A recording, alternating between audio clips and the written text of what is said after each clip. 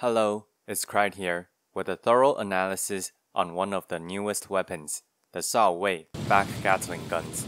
There's a lot of debate on whether this weapon is good, and I know many people think that it sucks, but is that really true, or are people just using it incorrectly? I'll start with a breakdown and then show you guys a build with a few PvP clips. Let's take a look, starting with the numbers breakdown. Since this is a kinetic back weapon that doesn't make bipeds and reverse joints enter a firing stance, I think the best weapon to compare the Shao Wei to is the Huxley, which sees quite a fair bit of play. I believe comparing the Shao Wei to the Huxleys should allow you guys to draw better conclusions through comparison. First, one thing to establish about the Shao Wei is the easiest way to run these guns is to just hold them down for the entire time you are roughly within range for the guns to work. The weapon heats up quite quickly, but it also cools down equally as fast thanks to having the highest cooling. If you don't believe that you should be spamming the Shao Wei as much as possible at the moment, I will show you the numbers soon to prove that this is true. Meanwhile, the Huxley is a toggle weapon, where clicking it would deploy it and undeploy it. Getting staggered even without the ACS break, like getting kicked, will result in the Huxley undeploying. Also, both weapons still rely on the FCS to lock onto your target. A big difference between the two weapons is that the Huxley builds up absolutely no recoil, whereas even one singular Shao Wei will easily max out your recoil on the wrecker arms in record time. Sorry, I meant record time. This is actually quite a big problem, as it means that if your other weapons also suffer from recoil, they will be less accurate, so this point goes to the Huxley. Next, we have a very obvious difference that we should still cover anyway, which is the cost of the two weapons. The Shao Wei costs 3,960 weight and 404 energy, while the Huxley costs 2,230 weight and 435 energy. I would say that the Huxley wins this as well, since compared to 29 points in energy, 1,730 weight is a larger cost. One last thing to keep in mind is that the Shao Wei does not shoot during quick boost, melee boost, or an assault boost startup animation, whereas the Huxley continues shooting. A subtle but definite difference that should most definitely still be kept in mind, as you can't perform tricks like circle boosting when you're holding down the Shao Wei, since facing the enemy would break your assault boost. Therefore, with these downsides in mind, the Shao Wei's performance better outperform the Huxley in some way for it to be a good weapon. Let's get the obvious points out of the way. The Shao Wei has slightly longer ideal and effective range versus the Huxley. This is not a huge deal, as most ACs running either of these two weapons most likely prefers a close range engagement under 130 meters. But it definitely still matters that you can chip people at a further range. Another obvious point is the Shao Wei's 190 direct hit adjustment versus the Huxley's 175. Furthermore, it is easier to achieve a higher overall uptime with the Shao Wei to punish during the stagger, and it also does more damage for this 190 direct hit adjustment to work well with it. Talking about damage, let's take a look at measuring the two weapons' DPS and impact.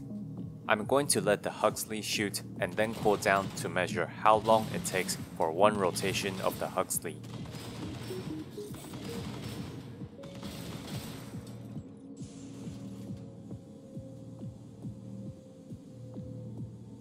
It takes a full 24.5 seconds for one rotation of the Huxleys. Next, we are going to hold down the Shao Wei and try and get something close to the Huxley.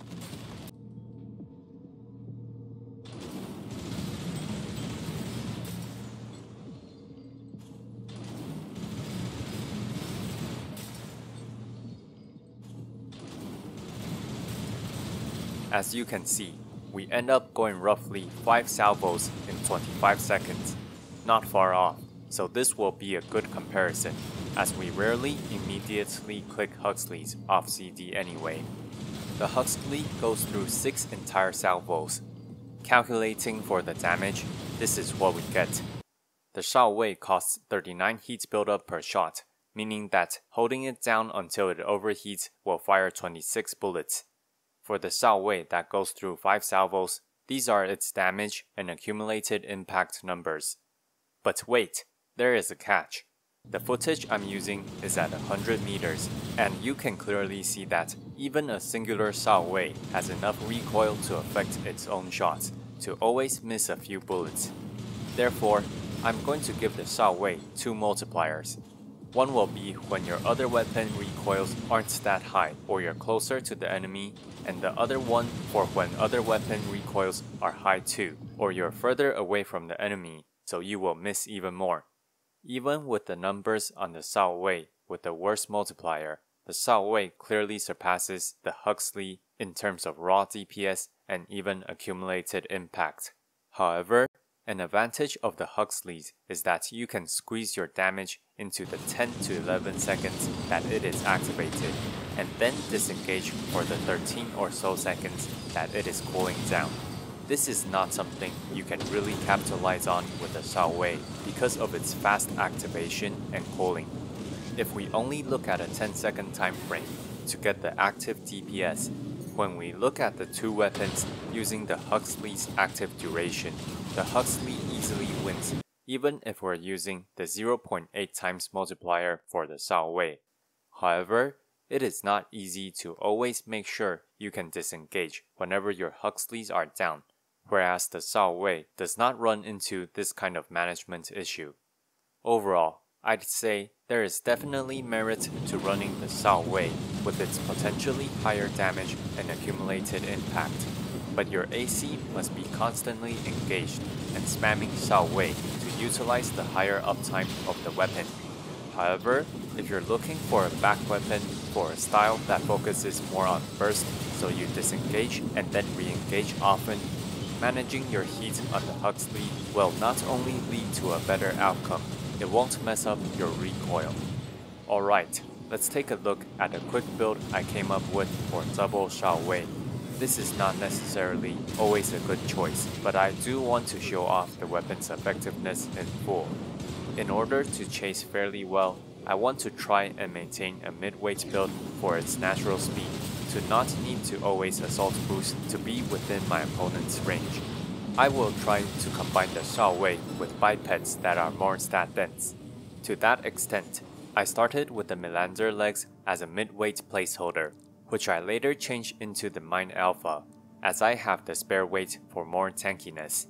In order to put up a fight against some of the bulkier ACs, since there really isn't much we can do for outplays with a double Shao Wei run it down setup, I'm going to try and maximize our defenses while making sure we can stagger quickly. Therefore, I'm going with dual Vientos, by far the best pistol at the moment. These are extremely light, at only 1,180 weight each. This saves us a lot of weight to run the Santai generator, which gives us the energy capacity advantage to chase most builds. Unfortunately, with this setup, tank tread builds running something like LCB is a horrendous matchup because of how close you need to stay.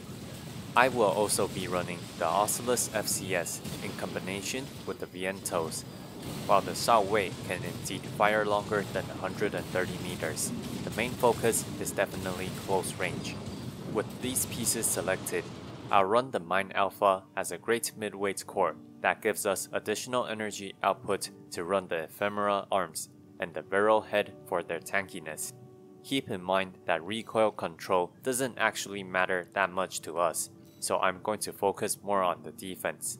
To finish off the build, I will be running the P04 booster, which still gives us decent quick boost, and a marathon-styled assault boost.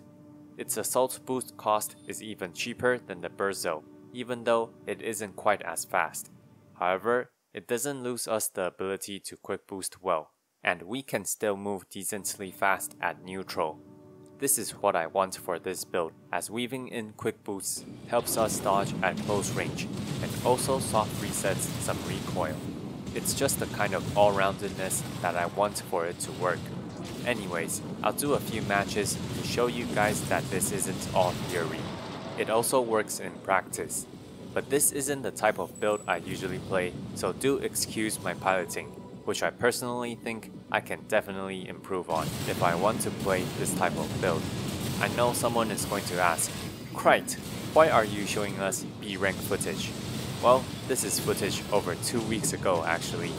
Due to the holidays, I've only played roughly 14 matches in the past 10 days or so. As you can see, my 30th game record is on December 29th. I just don't have the time between everything else to climb at the moment, even if my win rate is fairly high. Like and subscribe. If you want to support my work, please consider buying my fantasy novel or donating to my Patreon down below. With the book purchase, you can also request a topic from me. Nebula both legs, he will probably kite me and shoot from afar, and he knows my attacks are all close range, so his missiles will definitely can definitely poke me from afar too. Yeah, so he's going to kite me. Okay, future Crite's cutting in. This was the fight that kind of made me realize that you can't really circle boost with the Shao Wei Gatling gun. So sometimes you'll see me like charge past later with assault boost, and you'll wonder why I just turned around and shot him like that, kinda. It's because I realized you can't do the same thing you can do with the Huxley pretty much on this fight. But yeah, that's all I wanted to say. Okay, we have the energy here. We can keep chasing. Maintain the stagger. He's almost staggered. Even getting the chip damage will work fine. We'll drop down here. We can avoid the missiles. Get our energy back and chase him again. Dodge the nebulas. Okay, can't fully dodge those, but here, a kick. There we go. Tank legs, even the bolt one has quite a bit of AP and defense, so it's definitely a race to get them down. But at least with our stats, even in mid-weight, we're very stat dense, so you can just gun them down at close range. Because the missiles are mostly avoided, and even when they're not avoided, the damage per second is not nearly as high as the Shao Wei.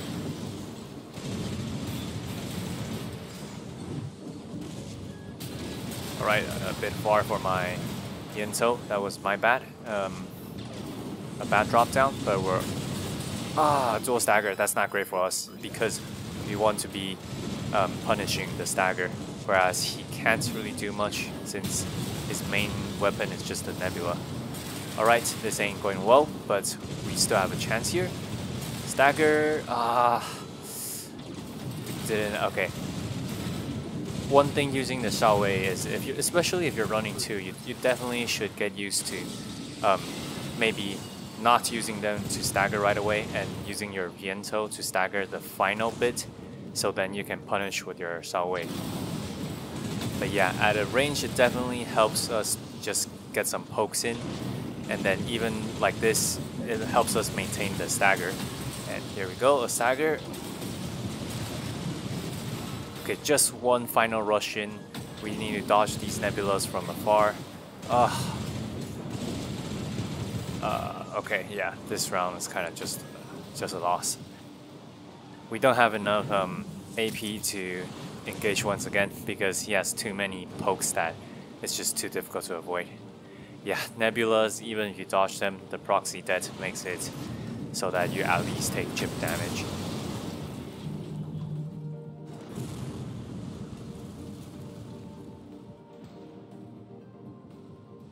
I have to make sure that I'm closer before I start spamming my Viento. I really don't have many rounds of practice with this build-in.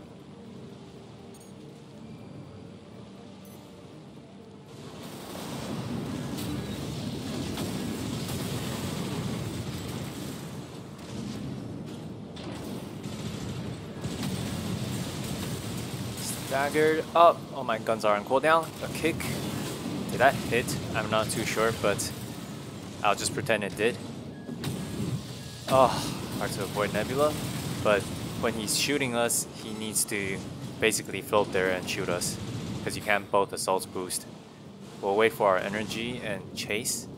Don't need a QB in the beginning to save energy because we can definitely assault boost over a long distance by just holding assault boost.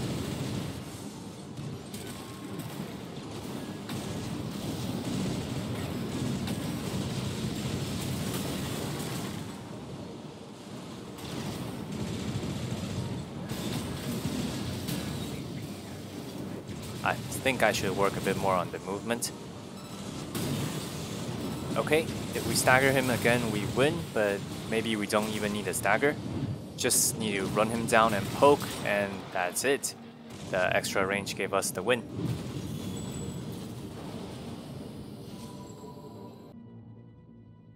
A lightweight setup.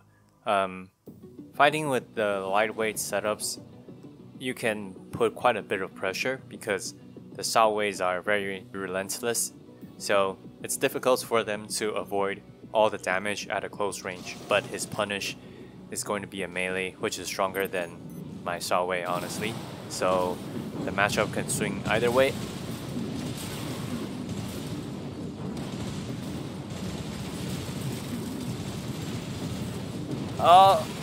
Yeah, I'll eat the bunker.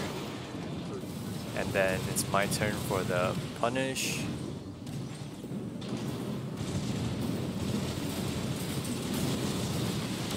Oh, he's running assault armor. Okay. At least now we know. This round basically just gave me the information. So even if this one's a loss, I'm not too worried.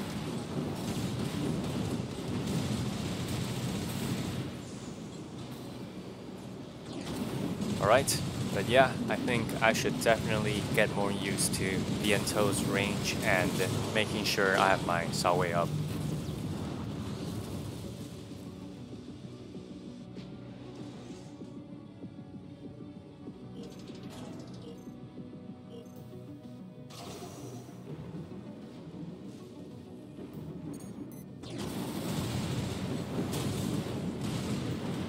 Honestly, at close range, we might just have to spam a lot of QB, but at the right time, I wasn't doing it that well, but if I can get the QBs at the right time, I won't eat that much of their pistol's damage.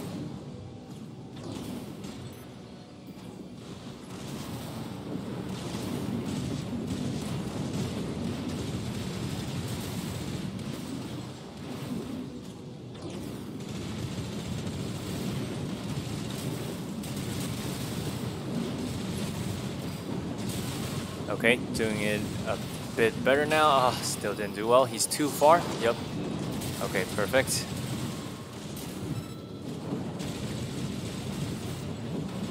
But yeah, this is definitely a matchup I will have to work on if I continue playing a similar build. But yes, the last few percent of its AP is definitely much easier to shape down since we don't need to do an impact into a melee punish. So you're a bit more flexible, but your punish is also not nearly as powerful.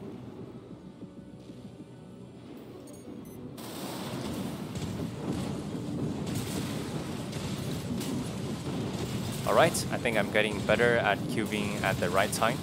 I have finally won the impact race. Ah, he's too far. Nice. He didn't do the slide cancel. But yeah, I have finally won the impact race, which means I'm finally doing something right, because with 2 extra guns on my back, I definitely should be winning the impact race. Basically, I was able to learn throughout my rounds. Oh, Ronsetsu. I actually have a very similar setup, because I quite like using kinetic rifles, even if they're kinda meh. I would say this build of mine, even if I'm not familiar with it, I think I can beat him quite easily. So instead of trying that hard to directly beat him, I'm gonna see if I can work my kicks into the game, because I do want to see if I can give myself more attacking options other than just shooting. But yeah, not being able to kick well is definitely going to cost me the game though. I guess it's also a bit more difficult to kick someone that's full-on kiting you too. Plus, I've just not been playing builds that really need biped kicks recently.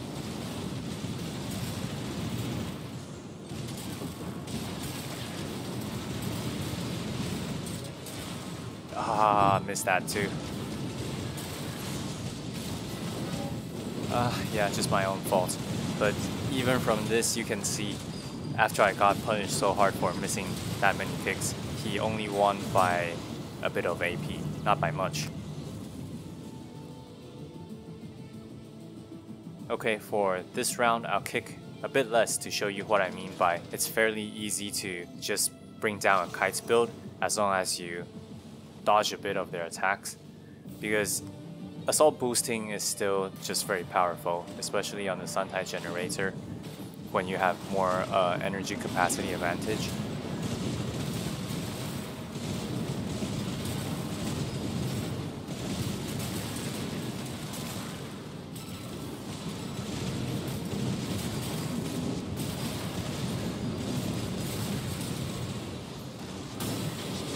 Oh, assault armor. I thought he was running pulse armor actually, but it's fine.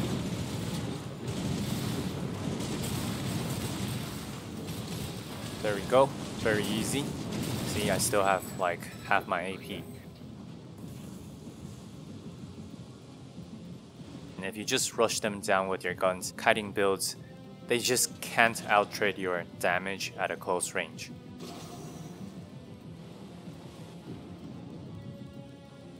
For the third round, I'm gonna go back to kicking and see how well I do.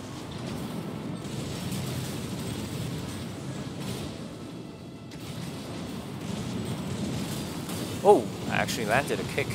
One more? I think that should have connected, but somehow I didn't do damage. Okay. Oh, I was too eager to kick. I forgot about the assault armor. Okay, losing this one is definitely going to be my own fault. Oh, you definitely should not fall onto the ground like that, because you're gonna you stun yourself. You can input a direction at the last moment. Oh, yep. Okay, this is my own mess up. I was too happy with the kicks, but yeah, you can definitely beat a kite build easily.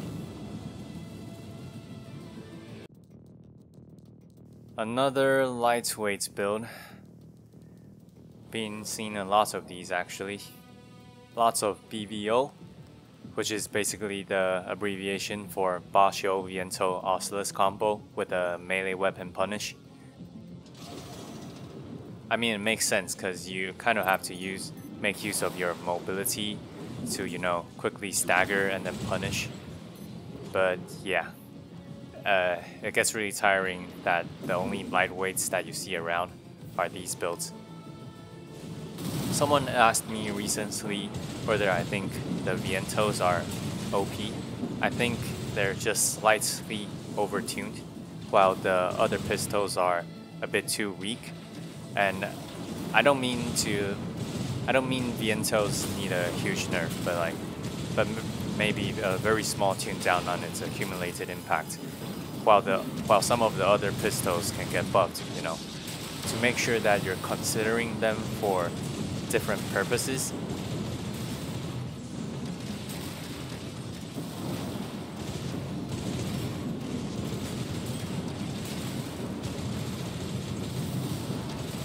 We're both almost staggered. Dual staggered. That's better for me because I don't need to eat the melee punish, which is great. And now in terms of just raw trade, I'm definitely ahead. Alright, we'll pop our PA here. And okay, dodges melee weapon, and there we go. Hammer puts them in place, even though it's a great melee weapon really. But he was definitely getting desperate, which is why he wanted to hit me with the hammer, even before the stagger. It wasn't a bad plan really.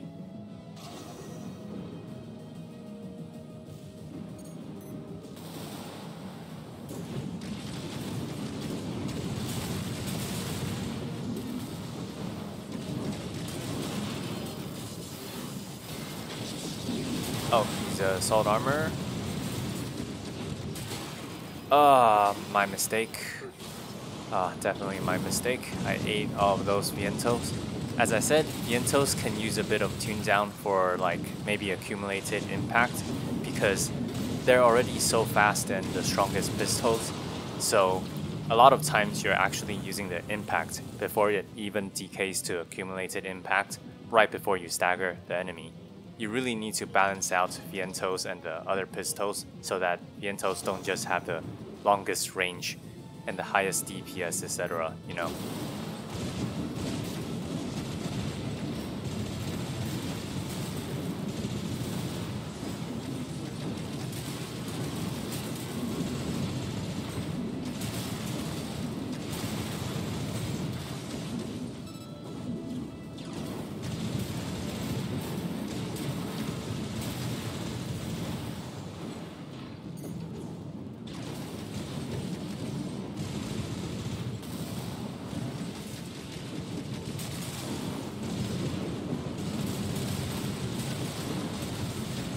Oh, he's using his extension. Oh, I nearly dived in. There we go with the kick and GG. Like and subscribe and see you next time.